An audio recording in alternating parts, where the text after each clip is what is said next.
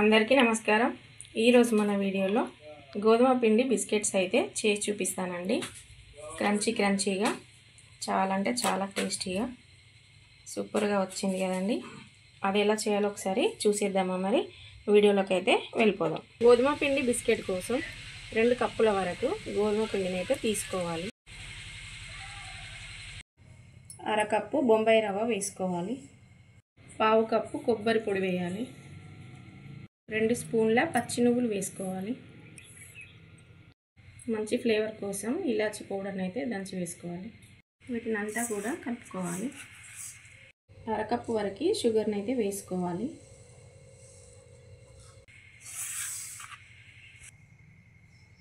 పావు కప్పు వరకు నెయ్యిని వేసుకోవాలి। ఇదంతా కూడా బాగా కలుపుకోవాలండి। నెయ్యి లేకుంటే ఆయిల్ అయినా వేసుకోవచ్చు। ఈ పిండికి అయితే నెయ్యి అంతా పట్టివ్వాలి। నెయ్యి అంతా కూడా పిండికి పట్టే విధంగా కలుపుకోవాలి। పిండిని అయితే పూర్తిగా అయితే కలుపుకోవద్దండి, సగం పిండి మాత్రమే తీసుకొని కొంచెం వాటర్ వేసుకుంటూ కలుపుకోవాలి।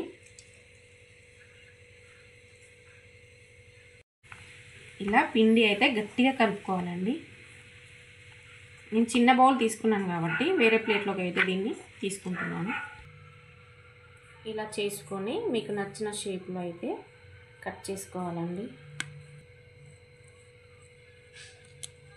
పావు ఇంచు మందంతో అయితే కట్ చేసుకోవాలండి।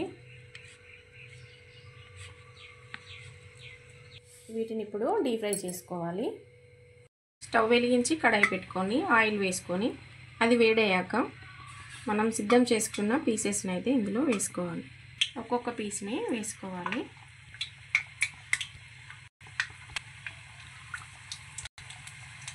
మంటని మీడియం ఫ్లేమ్లో పెట్టుకొని అయితే వేయించుకోవాలండి। పెద్ద గరిట పెట్టకుండా ఇలా స్పూన్తో అయితే కదిలించుకోవాలండి। రెండో వైపు కూడా తిప్పుకోవాలండి। ఇది కుక్ కావడం కోసం కొంచెం టైం పడుతుంది, స్లోగా నిదానంగా కాల్చుకోవాలి। ఇలా గోల్డెన్ బ్రౌన్ కలర్ వచ్చే వరకు వేయించుకొని తీసుకోవాలండి। ప్లేట్లోకి అయితే తీసేసుకుందాం। ఇలా మిగతా పిండిని కూడా కొంచెం వాటర్ వేసుకుంటూ కలుపుకోవాలి। ఒక్కసారి కలపడం వల్ల షుగర్ అనేది మెల్ట్ అవుతుందండి। కట్ చేసిన ముక్కల్ని ఇందులో వేసుకోవాలి।